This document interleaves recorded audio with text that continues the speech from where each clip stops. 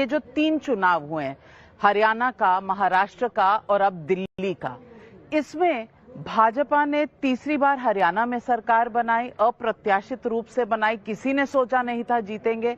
महाराष्ट्र में बिल्कुल एक हिस्टोरिक विक्ट्री हुई है और दिल्ली में जो देश की सबसे ज्यादा एडवर्टाइज, सबसे ज्यादा प्रसिद्ध पॉलिटिकल स्टार्टअप था, उसका कल्याण कर दिया है 15 सालों में। देखिए, जहां तक हरियाणा और महाराष्ट्र की बात है, दोनों ही जगह भाजपा का मुकाबला, प्राइमरली जो सीधा मुकाबला था वो कांग्रेस से था और ये बात पिछले 10, 12, 15 वर्षों से लोगों ने देखी है और जो लोग भी राजनीतिक स्थिति पर थोड़ा बहुत भी समझ रखते हैं वो ये बताते रहे कि जब कांग्रेस और भाजपा में सीधा मुकाबला होता है तो ज्यादातर जगहों पर पिछले 10-15 साल में कांग्रेस भाजपा के सामने खड़ी नहीं हो पाई है। तो महाराष्ट्र और हरियाणा में तो वो दिखा। जहां तक दिल्ली की बात है, दिल्ली में पॉलिटिकल स्टार्टअप तब आम आदमी पार्टी नहीं रह गया था। 2008-9 से शुरू हुई व्यवस्था को आज 15 साल हो गए, तो स्टार्टअप से अब वो मैच्योर ग्रोन अप राजनीतिक पार्टी हो गई है।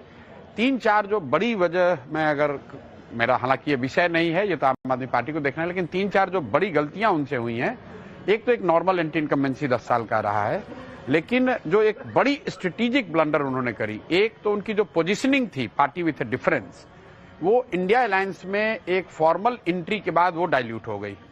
तो एक बहुत बड़ा वर्ग, क्योंकि पिछली बार दिल्ली लोकसभा चुनाव में मैं आम आदमी पार्टी की मदद कर रहा था, तो हम लोगों ने ये देखा था कि दिल्ली में एक बहुत बड़ा वर्ग था जो इस नाम पर आम आदमी पार्टी को वोट देता था कि ऊपर मैंने भाजपा को वोट दिया है लोकसभा में, लेकिन मैं विधानसभा में केजरीवाल को दूंगा। जब केजरीवाल जी और आम आदमी पार्टी, इंडिया अलायंस के फॉर्मल अलायंस हो गए तो उनको उसका नुकसान हुआ और इंडिया अलायंस में रहे भी नहीं, तो जो इंडिया अलायंस के वोटर है वो भी नहीं मिला, तो ना माया मिली ना राम, दोनों ओर से नुकसान हो गया। दूसरी जो बड़ी गलती उन्होंने की कि जब अरविंद केजरीवाल पे लिकर स्कैम को लेकर केस वगैरह हुआ, जब सरकार ने, एजेंसियों ने उनको अरेस्ट किया, तब एक उपाय ये था कि आप हाई मोरल ग्राउंड लेकर रिजाइन कर देते, तो उन्होंने रिजाइन नहीं किया, जेल से ही, जो हेमंत सोरेन ने किया जी, जेल से ही उन्होंने सरकार चलाई और जब वो वापस लौट कर आए तो फिर रिजाइन कर दिया। तो ये तो ऐसे हो गया कि लालू जी जब चारा घोटाला में पकड़े गए तो रिजाइन करके राबड़ी जी को बनाए, और ये समझिए कि अगर वो लालू जी जब वापस छूट कर आए तो वो और राबड़ी जी रिजाइन करके चले जाते, किसी तीसरे को बैठा देते, तो न उनका अपना सपोर्टर खुश हुआ ना उनका विरोधी खुश हुआ। ये दो बड़ी स्ट्रेटेजिक भूल मैं समझता हूं आम आदमी पार्टी से हुई। और फाइनली ये जो पॉल्यूशन और जमुना वाले जो मुद्दे हैं, शीश महल वाले जो मुद्दे हैं, इसने कहीं ना कहीं मिडिल क्लास को हिलाया। तो कुल मिला जुला के 8-10% वोट का जो नुकसान हुआ है, उसके लिए भाजपा ने कुछ बहुत अच्छा नहीं किया। आम आदमी पार्टी अपनी गलतियों से 10% का नुकसान उनको है, क्योंकि 44% वोट अभी भी उनको आया है, वो कम ताकत नहीं है। लेकिन अगर पूछूं तो आप एडवाइजर नहीं रहे, ये बड़ी कमी नहीं, हम लोग तो देखिए हमेशा कहते हैं हम लोग क्या कर सकते हैं, हम लोग तो ऑन द मार्जिन आपको सुझाव दे सकते हैं। अब इतना ही फायदा हो सकता है कि अगर मान लीजिए कि हम जैसे लोग जुड़े होते तो मैं अरविंद केजरीवाल को ये कभी नहीं कहता कि तुम रिजाइन कर दो, क्योंकि वो आपकी सब, ये ऐसे वो मोदी जी रिजाइन कर दें प्राइम मिनिस्टर से और फिर भाजपा के किसी दूसरे को बैठा के जिताने की कोशिश करे तो बहुत मुश्किल। कई बार लोग ये समझते हैं कि ये जो प्रोफेशनल साथी हैं ये आकर डोर टू डोर करते हैं, डिजिटल करते हैं, उससे कोई थोड़ी चुनाव जीतता है, वो तो कर्मकांड है। अगर आप स्ट्रेटेजिक मिस्टेक करेंगे, जैसे 2015 में हम लोग बिहार में चुनाव जीते, तो उसमें सबसे बड़ा स्ट्रेटेजिक डिसीजन ये था कि मांझी जी को हटाकर नीतीश जी को वापस लाएं और लालू और कांग्रेस को ये मना लिया जाए कि नीतीश जी ही चेहरा रहेंगे। अगर वो ठीक नहीं होगा तो आप चाहे जितना डिजिटल कर लो या जितना आप डोर टू डोर कर लो, उससे आप चुनाव नहीं जीत सकते हैं। तो प्रशांत किशोर जी, अब अगला चुनाव तो बिहार में ही। बिल्कुल, और हम लोग तैयार हैं, बिल्कुल अब तैयार हो चुके हैं। बिल्कुल, आप देखिए बाईपोल में तो ऐसा नहीं लगा कि आपकी तैयारी थी, 4 सीटों पे 3 में जमानत जब्त हो गई। किसने कहा आपको? मतलब आप लोग भी, आप तो इतने लंबे समय से पत्रकार हैं, झारखंड की हैं, बिहार की पॉलिटिक्स को खूब समझती हैं। ये निश्चित तौर पे कह सकते हैं कि बाईपोल में जितनी उम्मीद लोगों की या हमारी या हमसे लोगों की थी, उतनी वैसा रिजल्ट नहीं आया। लेकिन 2 बातें जो हम लोग 3 साल से कह रहे हैं कि बिहार परिवर्तन के लिए बिल्कुल तैयार है, वो किसी भी हालत में इनकम्बेंट को वोट नहीं करने जा रहा है। और अभी तक जो 5 बाई इलेक्शन हुए हैं, 4 विधानसभाओं में और 1 विधान परिषद का हुआ है, वो 5 में 4 इनकम्बेंट हारा है। तो एक चीज तो आप क्लियर समझ लीजिए कि बिहार में ज्यादातर लोगों ने ये मन बना लिया है कि परिवर्तन चाहिए, बदलाव तो चाहिए। अब बदलाव का फायदा किसको होगा, किसको वोट मिलेगा, ये मुझे नहीं पता है। ये संभव है कि कुछ लोग जनसुराज को दें, कुछ किसी निर्दलीय को दे दें, लेकिन बिहार में जितने भी चुनाव अभी हुए हैं 3/4 इनकम्बेंट हारा है। अब आ जाइए जनसुराज पे। जनसुराज को कितना वोट मिला? हमें 10% वोट मिला। 10% वोट बहुत कम है, लेकिन बिहार के परिप्रेक्ष्य में जो दल 1 नवंबर को जिसको सिंबल मिला और 10 दिन के बाद चुनाव हुआ, उसके लिए 10% बहुत बड़ा वोट है। जस्ट आपके व्यूअर्स के जानकारी के लिए बता दूं, भाजपा को इसी बिहार में 10% वोट लाने में 20 वर्ष लगे हैं। पिछले चुनाव में भाजपा को बिहार में 19.6% वोट आया है। नीतीश जी इतनी पुरानी पार्टी है, 20 साल से मुख्यमंत्री, उनको आज तक 15% ज्यादा वोट बिहार में नहीं आया। बिहार जैसे राज्य में 10% वोट से हम लोग शुरू किए हैं जब मेरा सिंबल नहीं आता। उस सिंबल को मैं क्यों बार बार हाईलाइट कर रहा हूं?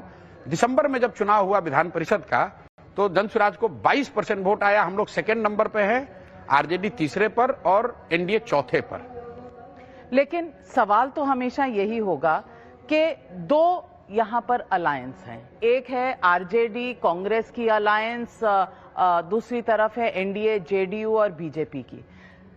आप वोट कटर का काम करेंगे जैसे कांग्रेस ने दिल्ली में केजरीवाल के लिए किया? भाई देखिए, वोट कटर के लिए तो अगर आप 5, 7, 8, 10% वोट ला रहे हैं तो आप वोट कटर ना। हम 22% वोट लेकर आए हैं, तो हम वोट कटर पर नहीं, दिसंबर में जो चुनाव हुआ उसमें हम लोग 22% वोट लेकर आए हैं। बाई इलेक्शन से पहले मैं पदयात्रा कर रहा था। उन इलाकों में जहां इलेक्शन हुआ वहां पदयात्रा भी नहीं हुई है, संगठन भी नहीं हुई, सिर्फ लोगों ने जनसुराज का नाम सुना हुआ था। अब मैंने पिछला 4 महीने पूरी ताकत मेरी संगठन बनाने पर है। लोगों ने बात सुन ली है। लोग ये कह रहे हैं कि नहीं, प्रशांत किशोर बात तो ठीक कह रहे हैं, बिहार में ऐसा प्रयास होना चाहिए। और एक बड़ा वर्ग है जो ये कह रहा है कि अगर बिहार में परिवर्तन हो सकता है, कुछ सुधर सकता है, तो प्रशांत किशोर जनसुराज कर सकते हैं। यहां तक बात आ गई है। अब वो कर पाएंगे कि नहीं, उसके लिए हमारे पास संगठन होना चाहिए। तो now it's a function of कि जनसुराज और हम पूरी ताकत लगाकर गांव-गांव तक अपना संगठन जितनी जल्दी बना पाएं। उसके बाद आप देखेंगे बहुत कांटे की लड़ाई होगी और बिल्कुल त्रिकोणीय लड़ाई होगी। यहाँ त्रिकोणीय लड़ाई में हमेशा कहा जाता है कि बीजेपी को ही एडवांटेज होता है। नहीं, बीजेपी यहाँ इतनी बड़ी ताकत नहीं है। बीजेपी टोटल लड़ेगी 100 सीट। आप ये समझ लीजिए कि बीजेपी यहाँ 243 में 100 सीट ही लड़ेंगे। तो कैसे वो कैसे डिटरमिन करेंगे? 150 सीट पे तो भाजपा लड़ेगी ही नहीं। जेडीयू लड़ेगी? नहीं, जदयू लड़े, चिराग लड़े, जो भी लड़े, एनडीए वाले लड़ेंगे। यहाँ पर 100 सीट से ज्यादा तो सिर्फ जनसुराज लड़ेगा और आरजेडी लड़ेगा। और जदयू भी अब लोग ये नहीं समझने की कोशिश कर रहे हैं कि जिन 100 सीटों पर जदयू लड़ेगा वहां पर मुकाबला किससे होगा? आरजेडी से। भाई पिछली बार तो जदयू को चिराग पासवान लास्ट मिनट में खड़ा करके हरा गए। और अगर मैं पूरी ताकत से हम लोग लड़ रहे हैं तो आप कैसे मान रहे हैं कि वहां जनसुराज फैक्टर नहीं होगा? अगर आप एक बार को बाई इलेक्शन का जो मेरा सबसे कमजोर रिजल्ट है उसी को देख लीजिए, 10% वोट आया है। बिहार में कितने विधायक हैं जो 10% ज्यादा वोट से जीते हैं? तो आज की तारीख में भी कौन हारेगा ये तो हम लोग निश्चित तय कर सकते हैं। कौन हारेगा? नहीं, मैं ये कह रहा हूं ये तो जनसुराज तय करेगा। नहीं, कौन हारेगा? लेकिन हम लोग तो जीतने के लिए लड़ रहे हैं ना। हारेगा यहाँ पे देखिए, मैं आपको बता दूं, लड़ाई अल्टीमेटली एनडीए वर्सेस जनसुराज होगा।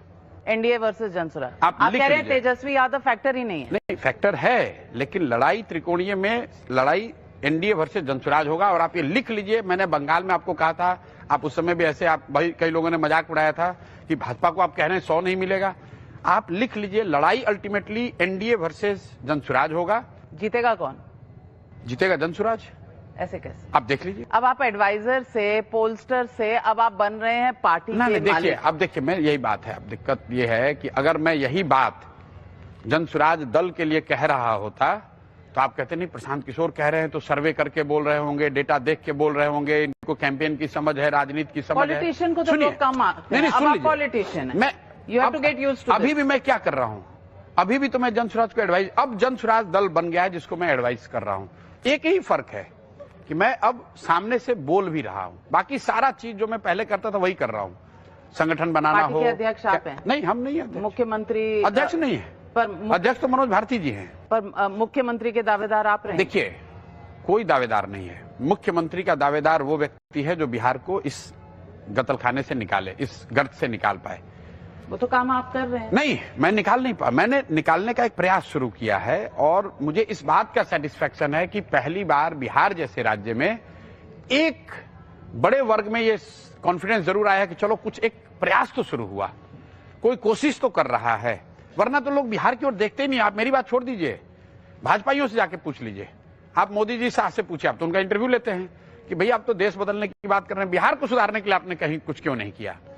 तो वो भी कहेंगे पूछा था, बिल्कुल पूछा होगा, उनसे भी पूछा होगा, सोनिया गांधी से भी पूछा है, जिनके साथ भी काम किया पूछा। क्या कहा उन्होंने? ज्यादातर नेता और दल ये कहते हैं यार बिहार में अब इससे ज्यादा कुछ नहीं हो सकता है, बड़ा जातियों में बटा हुआ है। इसलिए मैं अपने भाषणों में भी कहता हूं कि बिहार वो राज्य है जिसको ज्यादातर दल और नेताओं ने न सुधर पाने वाला मानकर छोड़ दिया है। तो अब इसको यहाँ के लोग ही सुधारेंगे, अगर यहाँ के लोग नहीं सुधारेंगे तो इसको कोई नहीं सुधार सकता। आप यहाँ के हैं, बाकी बाहर के हैं। ऑब्वियसली मोदी और साथ यहाँ के है नहीं, तो नीतीश सोनिया कुमार गांधी नहीं, सोनिया गांधी तो यहाँ के नहीं, नीतीश कुमार तो फिजिकली टायर्ड और मेंटली रिटायर्ड हो गए हैं। उनको ऐसे खड़ा करके रखा गया है, फिजिकली वो आदमी कुछ कर नहीं सकते हैं।